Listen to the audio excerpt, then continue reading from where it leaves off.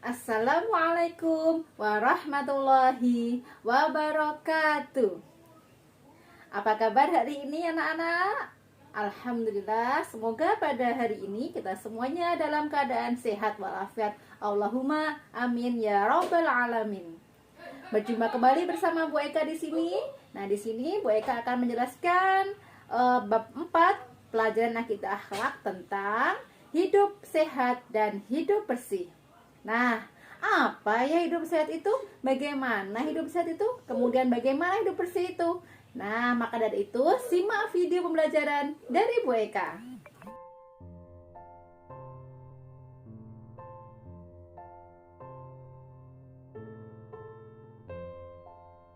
Assalamualaikum warahmatullahi wabarakatuh. Selamat pagi anak hebat solih-solihah semuanya. Apa kabarnya hari ini? Berjumpa kembali ya dengan Bu Eka dalam mata pelajaran akidah akhlak. Nah, hari ini kita memasuki bab 4 tentang hidup bersih dan sehat. Sebelum memulai pembelajaran, ayo sekarang kita tepuk semangat dahulu ya, supaya kita semangat dalam belajarnya. Siap? 1, 2, 3. Tepuk semangat. Semangat. Yes. Oke, terima kasih anak-anak. Nah, sekarang kita masuk ke pembelajaran hari ini tentang akidah akhlak bab hidup sehat dan hidup bersih. Nah, kita sebagai manusia harus memperhatikan kesehatan dan kebersihan dalam kehidupan sehari-hari. Dalam melaksanakan hidup sehat dan bersih, ada beberapa hal yang harus kita perhatikan. Nah, apa saja ya? Nah, dari itu kalian simak pembelajaran hari ini dengan baik ya. Oke, dibuka bukunya terlebih dahulu. Nah, sekarang coba perhatikan gambar di atas. Apakah terlihat bersih? Apakah rumahmu juga bersih? Wow, rumah yang kalian lihat di atas begitu bersih, tidak ada sampah sedikit pun, terlihat rapi. Kalian lihat bukan? Apakah sama dengan rumah kalian? Coba dibandingkan, dilihat rumah sekitarnya. Apa sih hidup bersih itu? Oke, sekarang kita baca ya. Hidup bersih artinya tidak kotor atau suci. Bersih itu artinya indah, indah dipandang mata. Bersih itu sehat, terhindar dari bibit penyakit. Allah mencintai kebersihan karena kebersihan sebagian dari iman. Kita wajib menjaga kebersihan, diantaranya kebersihan badan, kebersihan pakaian, kebersihan sekolah, dan kebersihan tempat ibadah. Nah, sekarang coba kalian lihat di sekitar kalian, di rumah kalian, di kelas kalian, atau di lingkungan masyarakat kalian. Apakah semuanya sudah bersih? Apakah bebas dari sampah? Apakah tidak ada nyamuk dan tidak ada lalat? Firman Allah yang menjelaskan tentang kebersihan terdapat dalam surat Al-Baqarah ayat 222. Hidup bersih berarti selalu menjaga kebersihan, baik kebersihan lahir maupun kebersihan batin. Kebersihan lahir contohnya kebersihan badan, kebersihan tempat tinggal, kebersihan tempat ibadah, serta kebersihan lingkungan. Sedangkan kebersihan batin artinya apa? Yaitu kebersihan jiwa, kebersihan hati dan pikiran. Allah berfirman, Bismillahirrahmanirrahim. Innallaha yuhibbut tawwabina wa yuhibbul mutatahhirin.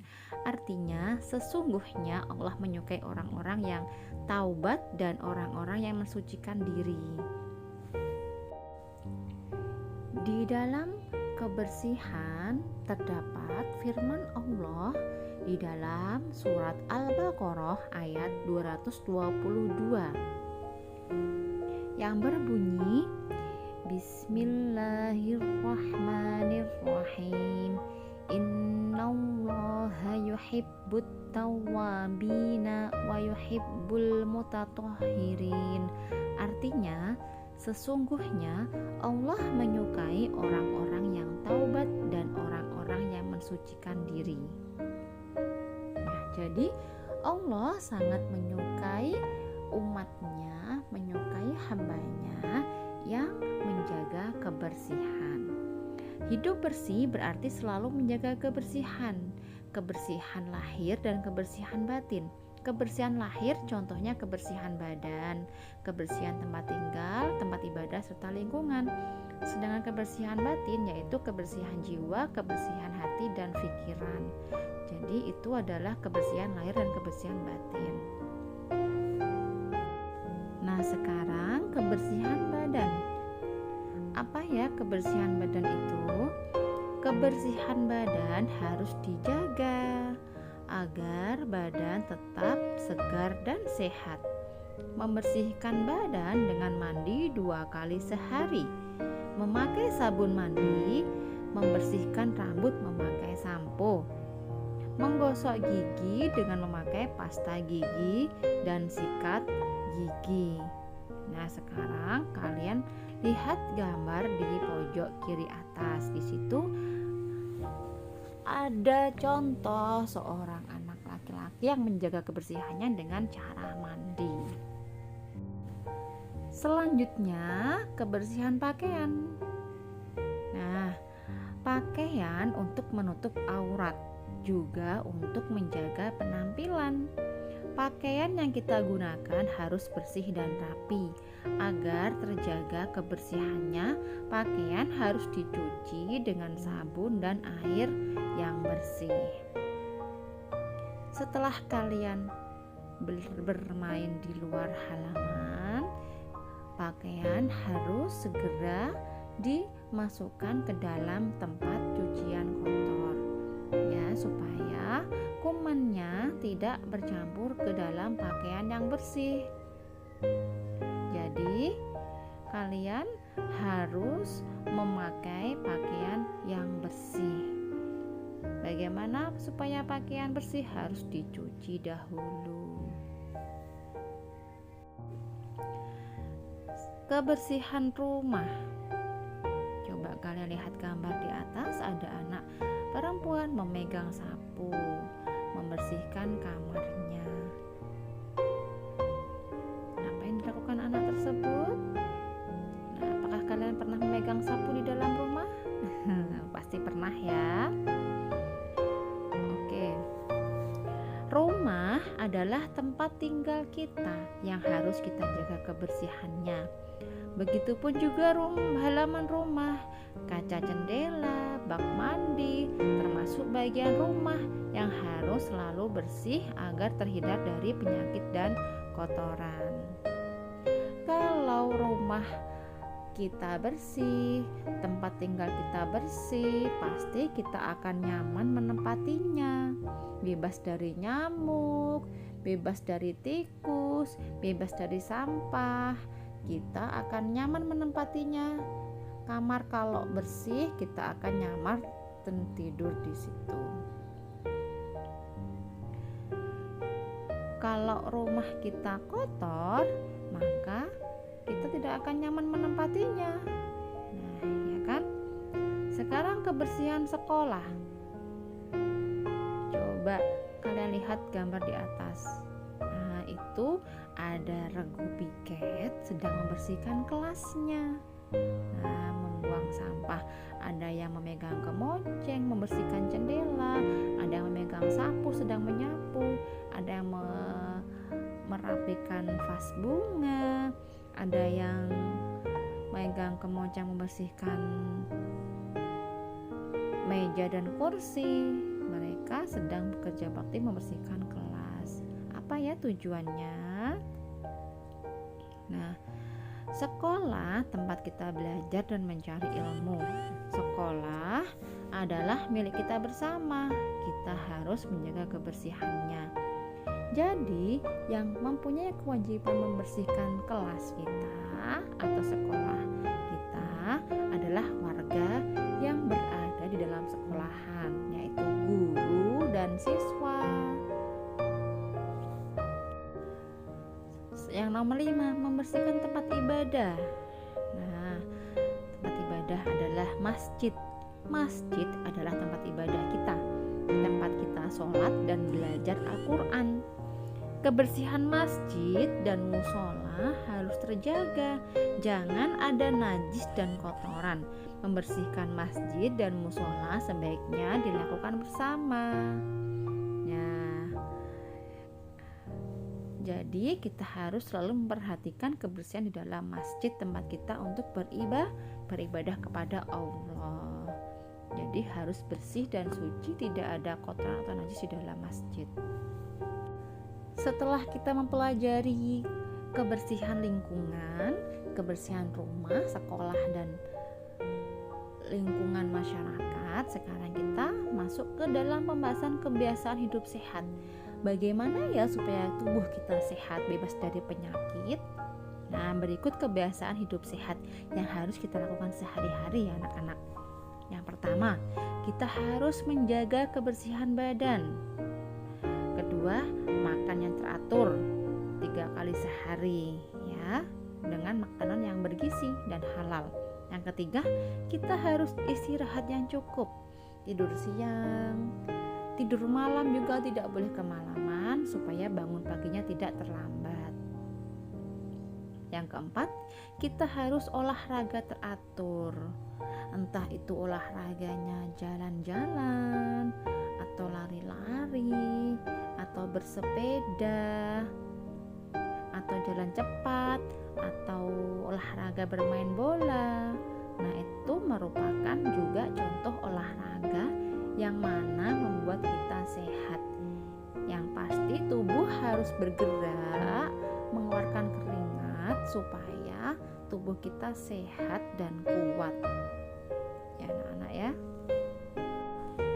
Kebiasaan hidup sehat itu harus kita biasakan mulai dari sekarang. Bagaimana menjaga kebersihan badan dengan cara mandi, keramas, menggosok gigi, memotong kuku, dan makannya teratur menggunakan makanan yang bergizi dan halal. Oke. Selanjutnya, selain dari kebersihan jasmani, ada juga kebersihan rohani, yaitu dengan cara kita juga harus menjaga kebersihan hati. Kebersihan hati supaya dapat menenteramkan jiwa kita dan dapat memberi kenyamanan ke dalam hati kita, diantaranya dengan cara yang pertama, kita rajin mengaji, selalu beristighfar dan berzikir kepada Allah. Itu cara menjaga kebersihan hati yang pertama. Kemudian yang kedua, kita harus berkata jujur dan tidak berbohong. Mengatakan sesuatu sesuai dengan kenyataan, itu artinya adalah jujur. Selanjutnya yang ketiga, kita harus berkata baik dan tidak menyakiti orang lain. Daripada perkataan kita menyakiti orang lain, lebih baik kita tidak berbicara atau kita diam, supaya hati kita terjaga kebersihannya, tidak menyakiti hati orang lain. Selanjutnya, untuk menjaga kebersihan hati, jangan iri atau dengki. tidak boleh iri dengan milik orang lain. Kita harus menerima diri kita sendiri. Selanjutnya adalah banyak memberi atau bersedekah, maka akan menjaga kebersihan hati. Selanjutnya apalagi ya? Nah, suka menolong. Kita harus menolong teman yang mengalami musibah, dan kita harus saling menyayangi dan tidak membenci. Kepada siapapun kita harus menyayangi. Kita harus rukun dan saling tolong menolong, suka bersedekah, dan tidak boleh iri kepada teman kita.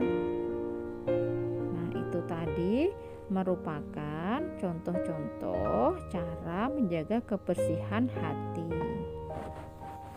Nah, mari kita biasakan hidup bersih agar jadi sehat dan hidup nyaman. Dengan memperhatikan kebersihan rohani dan kebersihan jasmani. Oke, cukup sekian media pembelajaran hari ini anak-anak. Selamat belajar. Jangan lupa berdoa, ditemani Ayah Bunda di rumah. Semoga media pembelajaran dari Ibu Eka bermanfaat untuk kalian semuanya. Sampai jumpa pada pertemuan berikutnya.